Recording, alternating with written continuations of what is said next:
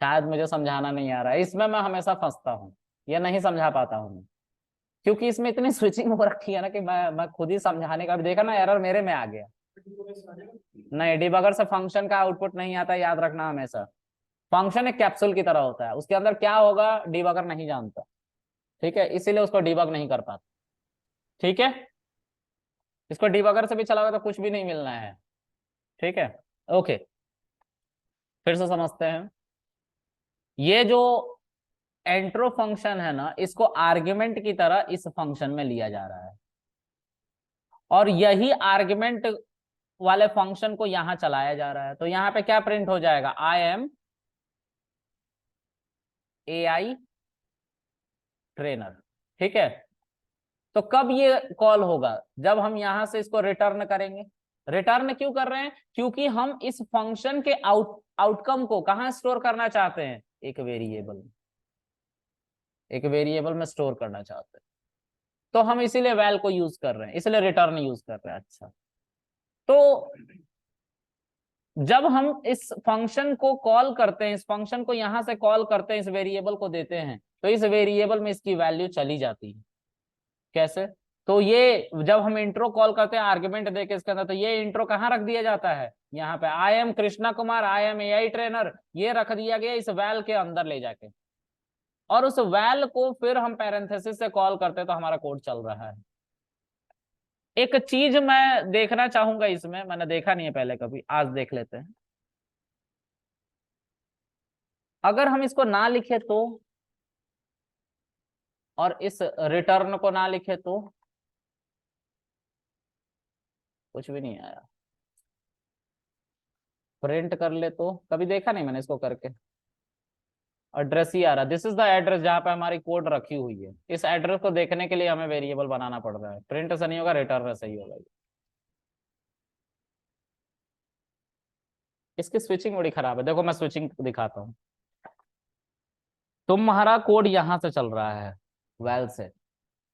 ठीक है, यहां से स्टार्ट हो रहा है, यहां से ओपन पॉइंट है जहां से ये कोड चलना शुरू हो रहा है। उसके बाद ये किसको कॉल करता है, वेल, इसको कॉल करता है, तो ये दूसरे नंबर पे है। वेल क्या करता है, अपने अंदर इंट्रो को बुलाता है, तो ये तीसरे नंबर पे पूरा का पूरा इंट्रो अपना कोड लेके कहां पहुंच जाता है, आर्ग्यूमेंट में। ये फर्दर किसको कॉल करता है, इस फंक्शन को, तो ये कितने नंबर पे चला, चौथे नंबर पे। ठीक है, फिर उसके बाद ये आता है मेमोरी में, तो ये है पांचवें नंबर पे। अब ये चलेगा कब, तो यहाँ पे एक चीज है, एक ट्विस्ट है। फंक्शन हमेशा पहले चलता है, लेकिन जब हम उसको चला रहे होते हैं तब बस वो मेमोरी में आता है, चलता तो नहीं है, कोई आउटपुट नहीं आ रहा, बस मेमोरी में आ रहा है। तो हम जब यहां से यहां पे पहुंचे और आर्गुमेंट ले लिया 3 नंबर पे, तो इस फंक्शन को यहां से रीड किया गया कहां तक, लास्ट तक, लेकिन चलाया कहां गया, इनर पे, यानी रिटर्न पे चला गया। तो यहाँ पे हमारा कोड चलना स्टार्ट होता है रिटर्न पे।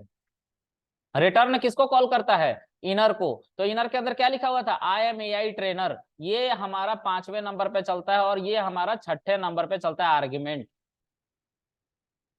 ठीक है, और ये फिर से हमारा रिलीज हो जाता है। तो इस तरह से कोड चला, बिल्कुल उल्टे ऑर्डर में।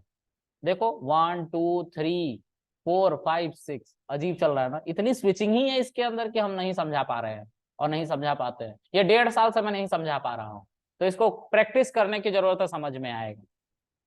ये प्रैक्टिस का पार्ट है, ट्रस्ट में। ठीक है, डेकोरेटर ऐसा समझ लो कि एक ऐसा फंक्शन जिसको तुम्हें मना कर दिया गया कि बिना छुए उसको ठीक करो, तो उसको एक दूसरे फंक्शन की मदद से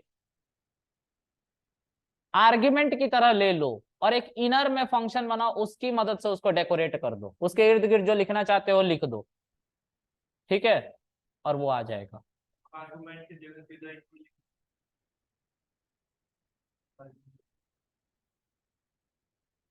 good question, very good question. लेकिन थोड़ा सोचो, डेफ ARG, सॉरी, न्यू नाम का एक फंक्शन बनाता हूं, इसमें आर्गुमेंट दे देता हूं ARG की जगह पे इंट्रो। इंट्रो, तो तुम्हारे हिसाब से तो अगर मैं इंट्रो को यहां पे चला दूं तो चल जाना चाहिए, चला क्यों नहीं। अरे भाई ये आर्गुमेंट है, लोकल वेरिएबल, अभी तो बताया था, local variable global variable function के अंदर इस्तेमाल हो रहा है ना, इसीलिए तो बताया, थोड़ी देर में भूल गए। इसको प्रैक्टिस करना, ये समझ में आएगा, ठीक है। इसमें स्विचिंग बहुत ज्यादा है, इसीलिए थोड़ा सा प्रॉब्लम होती है समझने में। स्विचिंग सिखाया मैंने अभी, उसको वीडियो को पॉज करके वहां पे लिख लेना, और फिर उसके बाद कुछ अलग अलग कोड करके ट्राई करना उसको मॉडिफाई करने का, ठीक है। दूसरा, हेलो इसको क्या, सर। हाँ जी सर बताइए। सर जैसे आपने लिखा न, जैसे नहीं रिटर्न इनर, उसकी हाँ, उसकी जगह रिटर्न वेल लिख दे तो मतलब ये रिटर्न इंट्रो तो वो प्रिंट नहीं होगा। रिटर्न क्या लिख दूं मैं? इंट्रो सब प्रिंट नहीं होगा ये। प्रिंट नहीं होता भाई, रिटर्न के साथ प्रिंट मत यूज करना। देखो मैं करके दिखाता हूँ। और प्रिंट के अंदर दूसरा प्रिंट चलाओगे और इसके अंदर हेलो वर्ल्ड लिखोगे, तो पहले प्रिंट फंक्शन को तो तुम्हें क्या मिल जाएगा, हेलो वर्ल्ड मिल जाएगा, वो प्रिंट कर देगा। लेकिन दूसरे प्रिंट फंक्शन को कुछ भी प्रिंट करने को नहीं मिलेगा, तो वो नन रिटर्न कर देगा, ठीक है। तो वही यहाँ पे भी गेम हो रहा है। और हमने रिटर्न इसलिए इस्तेमाल किया क्योंकि हम वेल को वैल्यू पूरी की पूरी असाइन करवा रहे हैं, इसलिए रिटर्न यूज किया है, ठीक है। तो सर तो सर अपन नेस्टेड लूप होते हैं ना, उसमें जैसे एक लूप के अंदर दूसरे लूप डाल देते हैं, तो उसी वही तो तरह ये है किया ना, है। जैसे आपने लिख, तो सर इसमें जैसे आप इंट्रो के अंदर नेम लिख दे तो होगा नहीं। इंट्रो के वेल अंदर क्या बराबर लिख दूं? इंट्रो, वेल मतलब वेल बराबर इंट्रो कोष्टक नेम। नहीं रे भाई, ऐसा नहीं होगा। किस बेसिस पे ये कह रहे हो तुम, मुझे समझ में नहीं आ रहा है। इंट्रो मैं यहाँ पे लिख दूं और यहाँ पे नेम लिख दूं तो क्या हो जाएगा? ये तो बहुत खराब सा कोड हो गया, पता नहीं क्या लिखवाया तुमने, इसका कुछ मतलब ही नहीं है, ठीक है। इसको प्रैक्टिस करने ये आ जाएगा, ठीक है। ओके, इसको हम कहते हैं नेस्टेड फंक्शन, ठीक है। अच्छा, देखो एक यूज केस दिखाता हूं मैं, ठीक है। थोड़ा सा वो और टफ हो जाएगा, तो तुम बोलोगे दोबारा बताओ, तो इसको रहने देते हैं, आगे बढ़ते हैं। हम बात करेंगे जनरेटर की, है ना। हाँ, वो फिर से पूछेगी दोबारा बताओ, उसको नहीं पल्ले पड़ेगा। चलो देखो फिर, एक फंक्शन है, इस फंक्शन में कंपैरिजन हो रहा है। कंपैरिजन की स्पेलिंग सही है? SION होता है ना? नहीं बताओगे तुम लोग? SON होता है ना? हाँ फिर ठीक, तो पहले सही लिखा था मतलब। जितना तुम्हारी इंग्लिश अच्छी है उतना कोडिंग अच्छी होती है, और थिंकिंग स्किल अच्छी होती है, तो कितना अच्छी बात होती है ना, दोबारा दोबारा नहीं बताना पड़ता बार बार। चलो आगे। इसमें क्या है कि दो आर्गुमेंट हम लेते हैं A, B, ठीक है। और इनको कंपेयर करते हैं, इसके अंदर एक इफ कंडीशन में लिखने वाला हूं, और उस इफ कंडीशन में मैं चाहता हूं कि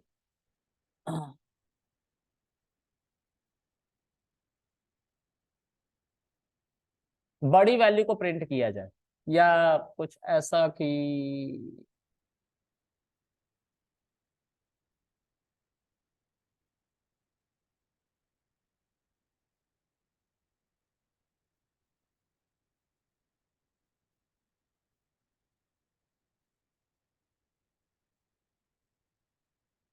जब भी मैं माइनस करूं, मतलब दो वैल्यूज मैं लूंगा आर्गुमेंट की तरह, और जब मैं माइनस करूंगा इनको तो हमेशा मुझे पॉजिटिव वैल्यू चाहिए। लेकिन यूजर का तो पता नहीं, वो कुछ भी डाल सकता है आर्गुमेंट, वो पहले 20 डाल देगा और बाद में 30 डाल देगा, तो माइनस हो जाएगा ना, माइनस में आंसर आने लग जाएगा हमारा। देखो इसको करते हैं कंपैरिजन, मैंने लिख दिया लेट्स से 10 and 20, और ये क्या आ गया -10। अब प्रॉब्लम ये है कि इंटरव्यूअर कह रहा है तुमसे कि कृष्णा ये मत करो, देखो ये फंक्शन तुमने जो बनाया बहुत अच्छा बनाया है, आई लाइक इट, ऐसे बोल दिया, और तुम भूल गए। फिर वो बम फोड़ने को तैयार है। जब कोई तुमसे ज्यादा प्यार से बात करो तो समझ लो कि वो तुम्हारे साथ कुछ बेकार काम करने वाला है। ये ऐसे लोग इंटरव्यूअर होते हैं, है ना। हाँ। वो क्या करेंगे, वो बोलेगा अब कि कृष्णा एक काम करो, इस फंक्शन को तुम छेड़छाड़ मत करो, हम चाहते हैं कि यूजर तो कुछ भी डाल सकता है ना, पहले 20 डाल देता फिर 30 डाल देता तो उस समय भी नेगेटिव वैल्यू होती है। हमें नेगेटिव आंसर चाहिए नहीं, हमें पॉजिटिव पॉजिटिव आंसर चाहिए सिर्फ, मतलब माइनस तो होके वैल्यू आए लेकिन सिर्फ मैग्नीट्यूड माइनस सिंबल ना आए। ठीक है, मतलब वो ये कह रहा है कि जो ए की वैल्यू 10 है और बी की वैल्यू 20 है उसको सफल कर दो, उल्टा कर दो। अगर यूजर ने क्या किया है, बड़ी छोटी वैल्यू पहले और बड़ी वैल्यू बाद में डाल दी है तो ये स्वाइपिंग कर दो, उल्टा कर दो वैल्यूज को। और अगर पहली वैल्यू ही तुम्हारी बड़ी है दूसरी छोटी है तो कोई स्वाइपिंग नहीं करनी, कोई वैल्यू को इंटरचेंज नहीं करना। स्वाइपिंग क्या होती है वो समझते हैं। देखो A is equal to A comma B, दो वैल्यूज है। पैकिंग अनपैकिंग सिखाया था ना मैंने, नहीं सिखाया है? सिखाया है। टपल लिस्ट पढ़ा है कभी मैंने जिंदगी में? उसमें स्वाइपिंग सिखाया है, मतलब सॉरी पैकिंग अनपैकिंग। हाँ राइट, और पैकिंग अनपैकिंग सिखाया है, किसी को याद नहीं है?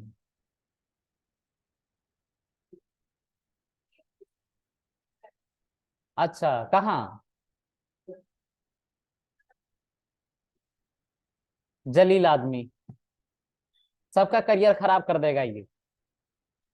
ए इज इक्वल टू 1 2 3, इसको कहते हैं पैकिंग। ये जो तुम्हारा रिटर्न करेगा उसके अंदर तुम्हें एक टपल मिलने वाला है जिसमें 1 2 3 4 5 वैल्यूज होंगी, इसको पैकिंग कहते हैं। अनपैकिंग क्या होती है? अनपैकिंग देखो, k l m n o is equal to a. Print के करोगे तो पहली वैल्यू इसको मिल जाती है, प्रिंट एल करोगे तो दूसरी वैल्यू मिल जाएगी, प्रिंट एन करोगे तो एम करोगे तो तीसरी वैल्यू, प्रिंट एन करोगे तो बिल्कुल होगा। चलो सब हटाओ, यहाँ पे वो लिख दो 5। इसमें क्या हुआ, 0 1 2 3 4 है ना, और एक ही जगह पे क्या ये पूरा का पूरा वैल्यू आएगा। तो जीरो इंडेक्स को जीरो इंडेक्स वाली वैल्यू, वन इंडेक्स को वन इंडेक्स वाली वैल्यू, टू इंडेक्स को टू, थ्री को थ्री और फोर को फोर इंडेक्स वाली वैल्यू असाइन कर दी गई। यही किया गया अनपैकिंग में। इसको क्या कहते हैं? पैकिंग। इसको कहते हैं पैकिंग और इसको कहते हैं अनपैकिंग। मतलब एक कंटेनर में कुछ वैल्यूज डाल दो और उस कंटेनर से उन वैल्यूज को निकाल लो, तो अनपैकिंग उसी को तो कहते हैं जिस निकाल लेते हैं सब, अनपैकिंग कह रहे हो। ठीक है, तो पैकिंग अनपैकिंग का ये कॉन्सेप्ट है। ठीक है, इसमें एक और भी बात है। क्या बात है? तो देखते हैं, हमारे घर में मान लो दो ही बच्चे हैं और मैंने चॉकलेट कितना ले दिया है घर में, 5। अब इनमें लड़ाई हो जाएगी, दो बंदे ही हैं और 5 चॉकलेट है, कैसे ही अनपैक करेंगे? नहीं कर पाएंगे। यहाँ पे लिख भी रहा है too many value to unpack, बहुत ज्यादा वैल्यू तुमने दे दिया, क्या करने के लिए? अनपैक करने के लिए। इसलिए हम एरर दे रहे हैं, या तो 5 वेरिएबल दो या तो दो वैल्यूज दो, यही तो कह रहा है और हम यही नहीं सुन रहे हैं। क्लियर है? ओके, अब क्या करेंगे? अब यहाँ पे एक बहुत बड़ी दिक्कत थी, तो इस दिक्कत को दूर करने के लिए लोगों ने क्या किया, बोला एक काम कर ले भाई, ऐसे एस्ट्रिक लगा लियो। इसका मतलब है कि देखो ए जो है जीरो इंडेक्स पे है तो उसको जीरो इंडेक्स वाली वैल्यू यानी कि 1 मिल जाएगा, लेकिन बी को क्या मिलेगा? बी को उसके बाद का सब मिल जाएगा एक लिस्ट के अंदर रख के।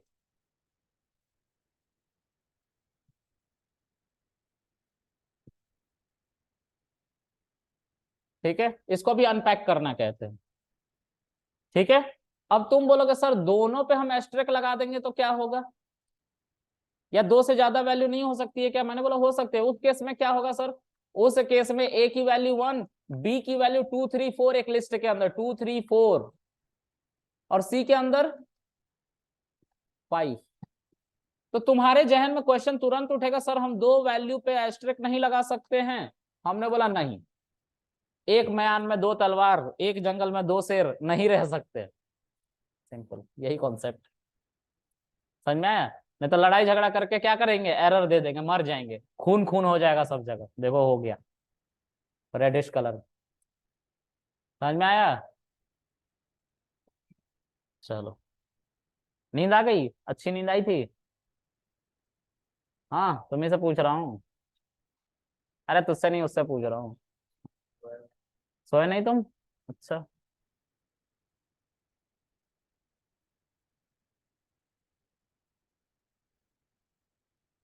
एसी बंद कर दूं? ये क्या है यार, तुम लोग मेरे से काम करवा रहे हो? तुम लोगों को कीड़े पड़ने लगे ना, समझ में आया, टीचर से काम करवा रहे हो। हैं? इस मेरे ही बात मेरे ही पे मिसफायर हो रही है। सही है, सही चल रहा है तुम लोग सबका। हाँ सर सर इसमें बी की वैल्यू 2 3 4 क्यों आई, मतलब ये समझ नहीं आया।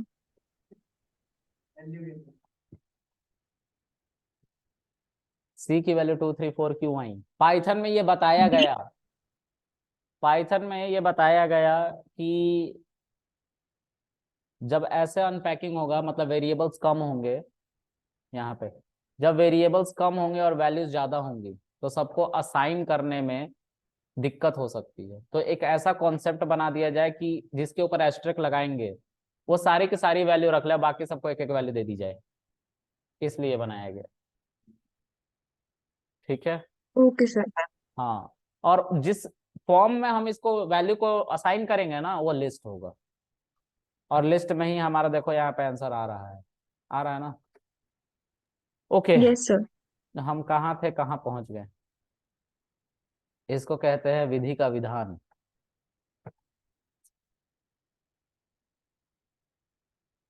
अब जो है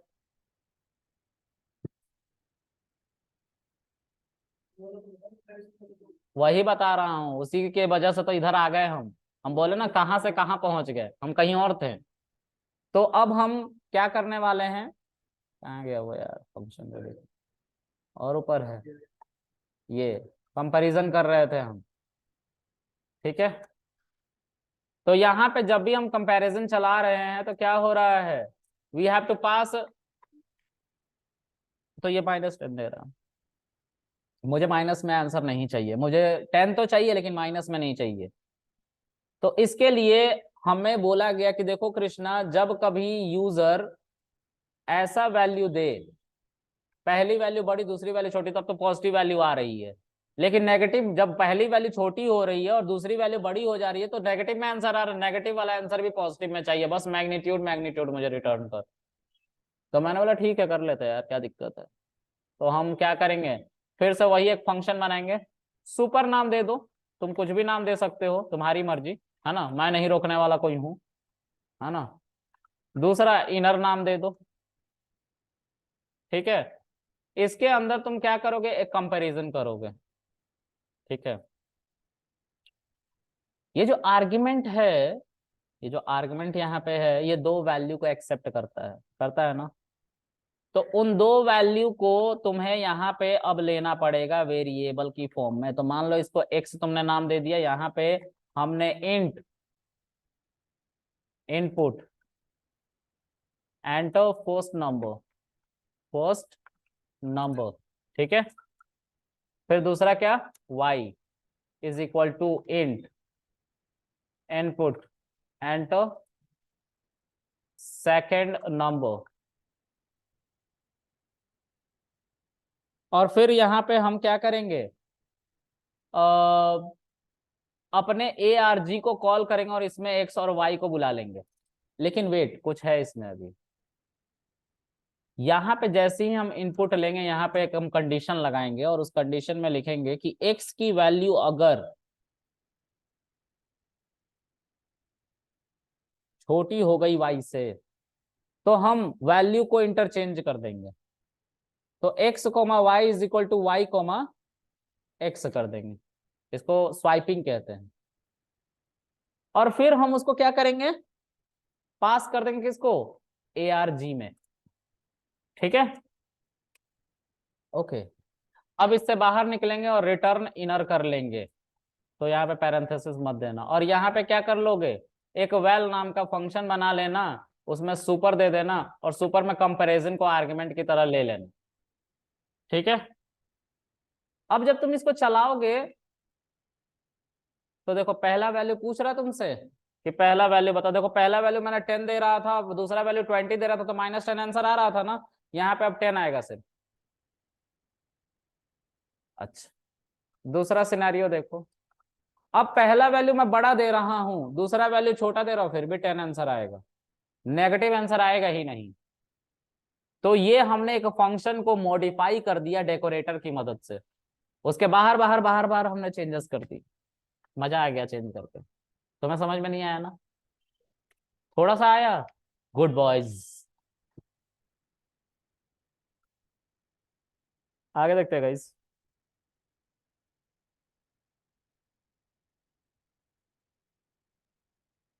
सर तो आपने well is equal to super और फिर उसमें कंपैरिजन क्यों पास करा है सर? ये समझ नहीं आ रहा। अरे वही तो टैकल कर रहा था प्रॉब्लम, -10 कैसे आएगा, उसी को तो स्वाइप किया ना, इसीलिए मैं कह रहा था बताना पड़ेगा दोबारा। तुम्हें ही खुजली थी, बताओ। हाँ, तुमने पूछवा तो दिया ना। इसको छोड़ दो, अब ठीक लग रहा है, और इसको भी छोड़ दो, अब ठीक है। पहले तुम इसकी प्रैक्टिस करके आओ एक बार, इस डेकोरेटर की, फिर मैं बताऊंगा। ये एक बार जहन में आ जाएगा ना, बैठ जाएगा तुम्हारे दिमाग में, तो मैं बताऊंगा तो समझ में आएगा। प्लीज इसको पढ़ के आओ एक बार, ठीक है? ये पढ़ के आना ही पड़ेगा, बिना रटे नहीं होगा। इसको रट जरूर लेना, ऐसे ही डेकोरेटर बनते हैं। डेकोरेटर कह रहा हूँ, फंक्शन। अरे तो पहले रट के तो आ, समझ में आ जाएगा, रटने से ही समझ में आ जाएगा, है ना? 20-30 बार कोड करने या 100-200 बार आ जाएगा। ये रट आ जाएगा तो तुम्हारे दिमाग में समझ में आ जाएगा कैसे चलता है, क्योंकि कोई भी चीज हम समझते तो रट रहे होते बेसिकली, है ना? समझ में आ रहा तुम लोगों को? किसको कुछ नहीं समझ में आ रहा? रटना है भाई, रटना है, इसको रट लेना, ठीक है? रट लेना, फिर उसके बाद तुम्हें कोई एक प्रॉब्लम, 2-3 प्रॉब्लम पे सिखाऊंगा मैं, तो तुम्हें समझ में आ जाएगा कि क्या करना था बेसिकली। ठीक है, चलो। सर हाँ सर, बताइए। सर वो आपने ग्रुप में तो अभी ऐड ही नहीं। ग्रुप में ऐड नहीं किया? अच्छा, मतलब मीटिंग छोड़ के पाइथन मत भागना, मैं ऐड करूंगा, ठीक है? चलो। सौरभ सर वाले ना। अरे तो मैं मुझे हाय तो लिखा तुम लोगों ने नंबर पे कि नहीं लिखा, 87 वाले पे? भेज दिया सर। भेज दिया और मैंने देखा नहीं? बताओ कितना बेकार इंसान हूं मैं, तुम लोग का चैट भी नहीं पढ़ रहा हूँ, है? सही चल रहा है। आगे देखते हैं गाइस। हाँ उठाओ यार, जाओ निकलो। अब आगे डेकोरेटर की बात करेंगे। डेकोरेटर जनरेटर को ही कह, सॉरी, नेस्टेड फंक्शन को ही कहता है, लेकिन लिखने का तरीका बदल जाता है। देखो ये एक फंक्शन है, फिर से इंट्रो वाला ही, और इंट्रो में मैंने फिर से वही गलती कर दी। क्या कर दिया? I am an AI trainer, ठीक है, ऐसा लिख दिया। इसमें मैंने अपना नाम नहीं लिखा, राइट? ओके, अच्छा, नाम नहीं लिखा मैंने, बहुत बढ़िया।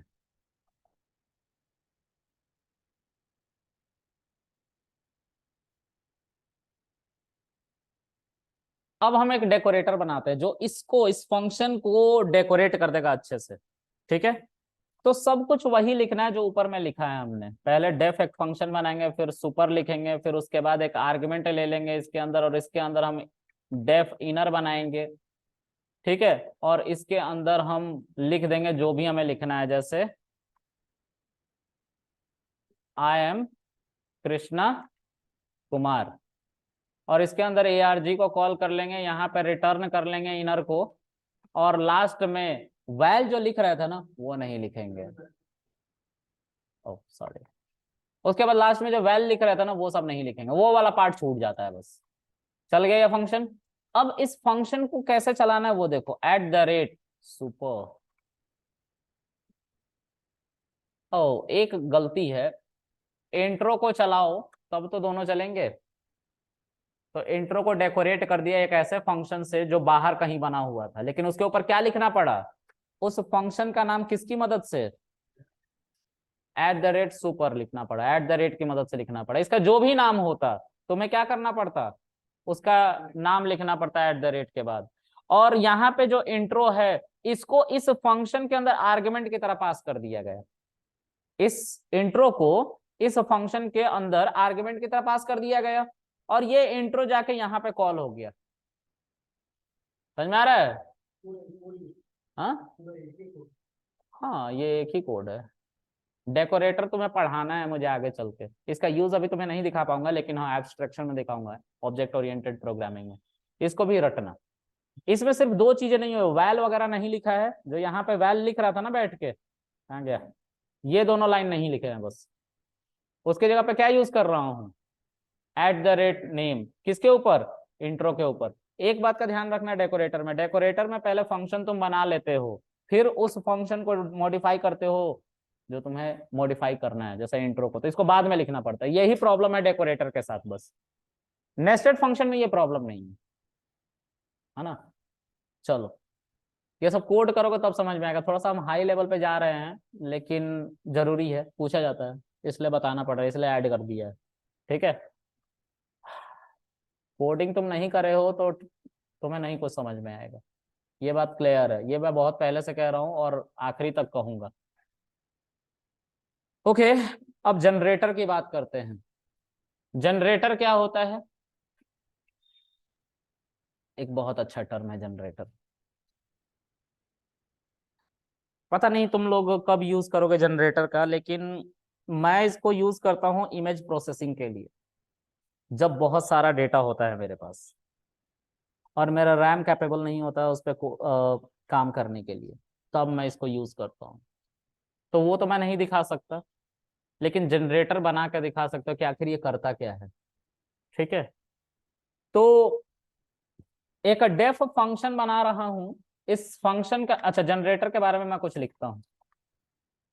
जनरेटर एक नॉर्मल फंक्शन होता है,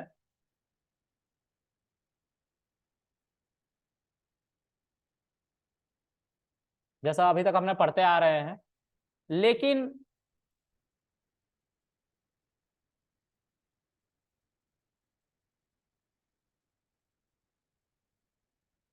ये अपने अंदर यील्ड कीवर्ड को यूज करता है रिटर्न की जगह पे। यहाँ पे रिटर्न नहीं होता, यहाँ पे क्या होता है, यील्ड होता है। तुम लोग को याद है मैंने बोला था कि रिटर्न कीवर्ड एक फंक्शन में एक ही बार लिख सकते हैं, यील्ड जितनी मर्जी उतनी बार लिख सकते हो। ठीक है, क्या करेगा ये वो समझते हैं। ये बहुत अच्छे लेवल पे तुम इंटरव्यू दे रहे होगे ना, बहुत अच्छे लेवल पे, तब ये सब पूछे जाएंगे तुमसे, डेकोरेटर जनरेटर ये तभी पूछे जाएंगे, बहुत अच्छे लेवल पे तुम्हारा इंटरव्यू पहुंचा है तो। ठीक है, तब पूछे जाएंगे। ओके, तो यहाँ पे हम क्या करेंगे, एक फंक्शन बना लेते हैं, इस फंक्शन का नाम दे देते हैं काउंटिंग। ठीक है, और इसके अंदर कुछ नहीं, बस एक बस नॉर्मल बना रहा हूँ। ठीक है, अभी थोड़ी देर में इसका कॉम्प्लेक्स भी बनाऊंगा। yield1, yield2, yield3। ठीक है, इसको काउंटिंग को तुम चलाओगे तो ये क्या रिटर्न कर रहा है। अब मैं तुम लोगों को एक छोटा सा कॉन्सेप्ट याद दिलाना चाहूंगा। तुम लोगों ने टपल कॉम्प्रिहेंशन देखा था? हाँ, अरे देखा था, बोलना क्या हो रहा था उसमें, इसका क्या आंसर आएगा। मैंने तब बोला था ना कि ये जनरेटर है, और इसको देखने के लिए मैं क्या यूज करता था, मैं बोलता था इसको एक वेरिएबल में असाइन कर लेना, है ना, और उसके बाद क्या लिखना, नेक्स्ट के अंदर इसको ए को लिखना 0 1 2 3 4 5 6 7, ऐसे चलते रहेगा ये। और कब एरर दे देगा, जब वैल्यूज खत्म हो जाएंगी। बताया था ये, तो यही जनरेटर था, ऐसे बनता है। ठीक है, तो इसको भी देखने के लिए हमें एक वेरिएबल में इसको असाइन करना पड़ेगा, और क्या करना पड़ेगा, उस वेरिएबल को नेक्स्ट की मदद से चलाना पड़ेगा। तो 1 2 3 और एरर, स्टॉप इटरेशन। समझ में आ रहा है? तो ये कब यूज करते हैं? तो हम जब इमेज प्रोसेसिंग कर रहे होते हैं तब यूज करते हैं, जब नंबर्स के साथ खेल रहे होते हैं ना एआई में, तब यूज करते हैं। हर चीज को नंबर की मदद से एक एआई इंजीनियर देखता है। तुम्हारा चेहरा नहीं बल्कि नंबर है उसके लिए। तुम लोगों ने सुना होगा कि आज के समय में फेक इमेजेस बन रहे जनरेटिव एआई की मदद से। बन रहे हैं फेक इमेज, इंसान बच्चा से बूढ़ा कैसे होगा वो दिखाई दे रहा है ना, तो वो फेक इमेज ही तो बन रहा है। We are basically playing with that number using some algorithm. जैन जैन एल्गोरिदम कहते हैं या गैन कहते हैं, GAN। ठीक है, और उसमें एक कंस्ट्रक्टर और एक डिस्ट्रक्टर बनता है, और यू कहे तो जनरेटर और डिस्क्रिमिनेटर दो फंक्शंस बनते हैं जो एक साथ चलते हैं, और वो फेक इमेजेस बनाते हैं लेकिन अच्छे इमेजेस बनाते हैं। ठीक है, चलो जो भी है। तो वहां पे हमें रैम की बहुत ज्यादा जरूरत पड़ती है, क्योंकि वहां पे रैम जो तुम्हें दिखता है ना तुम्हारे पीसी में कि 4 GB 8 GB का रैम है, पूरा यूज नहीं हो पाता, वहां पे एक झटके में यूज कर लेता है वो कोड, और एग्जॉस्ट भी हो जाता है, कभी कभी क्रैश भी हो जाता है। तो वहां पे ज्यादा रैम चाहिए होता है, तो वहां पे जनरेटर बनाते हैं और एक एक वैल्यू को पास करते हैं। वो वैल्यू पे कंप्यूटेशन होगा, फिर उस वैल्यू के यूज को खत्म कर दिया जाएगा, मेमोरी से निकाल दिया जाएगा, अगला वैल्यू ले आओ, फिर अगला वैल्यू ले आओ। तो कम रैम पे भी हम ज्यादा बड़े बड़े कैलकुलेशन कर लेते हैं, इसलिए जनरेटर बनाते हैं। ठीक है, तो ये बहुत आगे की बात है जो मैं बता रहा हूँ। मे बी तुम एआई पे जब काम करने लग जाओगे ना तो 3 4 साल बीत जाएंगे एक हार्डकोर डोमेन में बैठ के, तब तुम ये सब सीखोगे, क्योंकि तब तक क्लाउड जिंदाबाद है, AWS कंपनीज खरीद के दे देती हैं। ठीक है, चलो आगे देखते हैं। ये होता है ना कि हर इंसान की कुछ मजबूरी होती है और उसको सीखना भी है, तो मजबूरी में मुझे पहले सीखना पड़ा, बस यही दिक्कत है ना। नहीं तो मैं भी नहीं सीखता, चल रहा है काम अपना। हमारा रैम अगर 32 GB का होता है तो हम थोड़ी ना सीख रहे होते, हम उसी पे काम करते बैठ के। जरूरत ही तो इन्वेंशन करने के लिए मोटिवेट करती है, कुछ ढूंढने के लिए, कुछ पढ़ने के लिए मोटिवेट करती है, बस वही है। किसी को प्रॉब्लम हुई, किसी ने इन्वेंट किया, हम यूज कर रहे हैं उसे, कि आखिर वो किस तरह की बातें कर रहा है। तो अब मैं एक अच्छा जनरेटर बनाता हूँ, ये भी एक जनरेटर है। तो मैं सिंपल, अगर कोई तुमसे पूछेगा व्हाट इज जनरेटर, तो सिंपल बोलना एक फंक्शन जिसके अंदर यील्ड कीवर्ड से हम वैल्यूज डिफाइन करें या जिसको प्रिंट करना है। तो कितने यील्ड यूज कर सकते हैं, वो बंदा सिंपल तुमसे दो बातें पूछता है। जनरेटर क्या होता है? एक फंक्शन जिसके अंदर यील्ड कीवर्ड है, जनरेटर। दूसरा, रिटर्न और यील्ड में क्या डिफरेंस है? रिटर्न वैल्यू को एक बार रिटर्न करता है, यील्ड बार बार रिटर्न करता है और अलग अलग वैल्यू रिटर्न करता है। ठीक है, समझ में आ गया? चलो आगे। अब मैं एक और चीज देखते हैं। एक और फंक्शन बनाता हूं और इसको भी मैं काउंटिंग नाम देता हूं। देखो इसमें बार बार यील्ड लिखना पड़ रहा था ना तुम्हें, और तुम परेशान हो जाते, है ना। अब मैं काउंटिंग बना रहा हूं for I in range. Range में 10 लिख दिया मैंने, और इसके अंदर प्रिंट नहीं लिखा, क्या लिखा? यील्ड लिखा और आई लिखा। अब इसको एक्स नाम के वेरिएबल को क्या किया, फिर से असाइन कर दिया और चला दिया नेक्स्ट की मदद से, और इसमें एक्स डाला 0 1 2 3 4 5 6 7 8 9, और लास्ट में क्या देख रहे हो? बार बार यील्ड नहीं लिखना पड़ा ना, क्योंकि लूप बार बार यील्ड को कॉल कर रहा था अलग अलग वैल्यूज के साथ, है ना। इसको चलाते ही हमारे एक बार में चल जाना चाहिए था ना ये, लेकिन चल नहीं रहा ना, नहीं चल रहा। एक एक करके चला रहा है ना, मतलब पूरा लूप तो चलेगा लेकिन एक एक करके चलेगा जब जब तुम्हारी रिक्वायरमेंट होगी, और उस पे कैलकुलेशन करेंगे, उसको मेमोरी से बाहर फेंक देंगे, दूसरी वैल्यू ले आएंगे, तो उससे रैम भी पूरा नहीं यूज होगा। यही कॉन्सेप्ट है। तो एक छोटा सा उसका एग्जाम्पल था जो मैं यूज करूंगा या करता हूं। ठीक है, चलो इसमें टाइम तो ज्यादा लगता है, कंप्यूटेशन ज्यादा लगता है, लेकिन रैम कम यूज होता है। ठीक है, ओके। ये था हमारा फंक्शन ओवरऑल। किसी को कुछ पूछना है? किसको किसको पूछना है बताओ। किसको किसको समझ में नहीं आया, हाथ उठाओ। वीडियोस देखना फिर। फंक्शन पूरा हो गया? एक बार वीडियो देखने के बाद पता चलेगा आपको। हाँ, एक दो बार वीडियो देखना, जो कोड बोला है ना रट लो, उसको रट लेना। ठीक है, क्योंकि तुम अगर नेस्टेड फंक्शन रट लोगे तो तुम्हें जनरेटर ऑटोमेटिकली आ जाएगा। ठीक है, और मेरी वीडियोस में कही हुई बातों को ध्यान से सुनना, क्योंकि जनरेटर और नेस्टेड फंक्शन में एक छोटा सा डिफरेंस बताया है। ठीक है, उसको जरूर ध्यान से देख लेना। चलो आज के लिए इतना रखते हैं, बाकी हमारा खेल खत्म। ठीक है, इसके बाद हम पढ़ेंगे ऑब्जेक्ट ओरिएंटेड प्रोग्रामिंग कल से।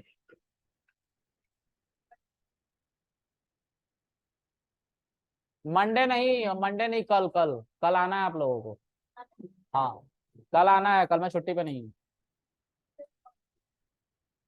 तो तुम मत आना। ठीक है, हाँ next week. Next अपने कर देते थे, next पे वाले।